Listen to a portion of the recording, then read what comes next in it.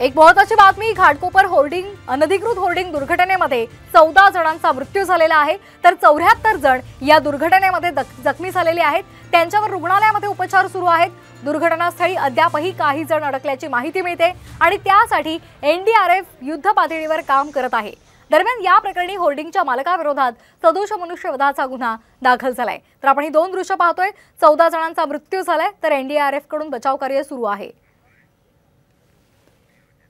घाटकोपरच्या होल्डिंगच्या दुर्घटनेमध्ये 14 जणांचा दुर्दैवी बळी गेला आणि याच बळी गेलेल्यातल्या सतीश सिंह यांचे नातेवाईक आपल्या सोबत आहेत। सर टैक्सी चलाते थे, गैस पंप पे गए थे गैस भरने के लिए सीएनजी, उसी में होर्डिंग उनके ऊपर गिरा है, जगह पे खत्म हुए। हम लोग 6 घंटे के बाद हमको वहाँ से बॉडी मिली।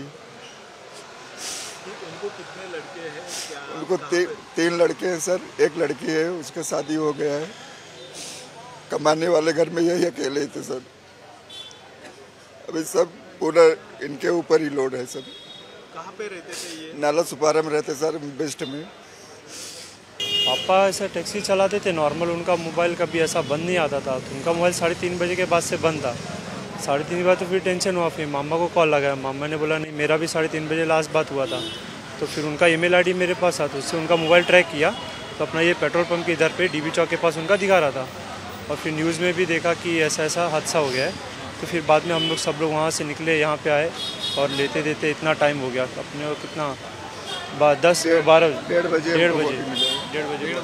बजे सर। हाँ, हम उधर पहचान किए, क्रेन लगा के ऊपर किए तो जाके गाड़ी तो सामने दिख रहा था, फिर उसमें निकाल के बॉडी दिए हम। तो अभी हमारा तो गांव यूपी है, प्रतापगढ़। हमारे जीजा जी भी गांव में है सब। उनकी औरत अभी कल से बेहोश पड़ी है, हॉस्पिटल में हो भी।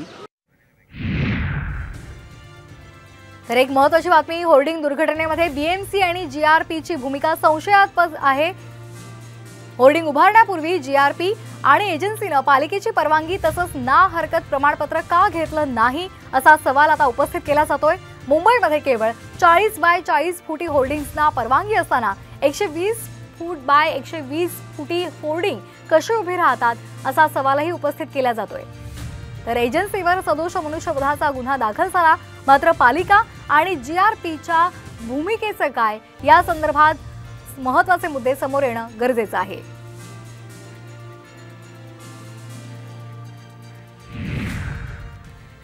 आणि एक महत्त्वाची बातमी, घाटकोपरमधील होर्डिंग दुर्घटनेमध्ये एका 21 वर्षीय तरुणाला आपला प्राण गमवावा लागलाय।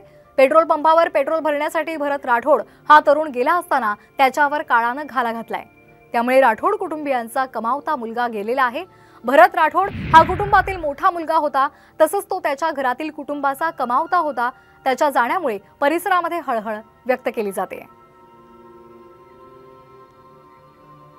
भरत राठोड म्हणून नाव आहे त्याचं आणि वय वर्ष 21 होते।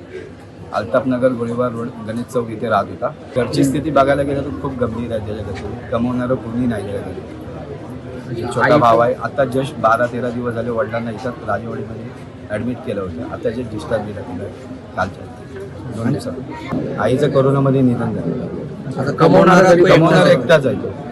तुमची सरकारकडे काय मागणी आता? सरकारला काय मागणी आता, सरकारला काय बोलणार आपण? सरकारने आपली यंत्रणा जर चांगली ठेवली असती तर आता ही दुर्घटना घडली नसती।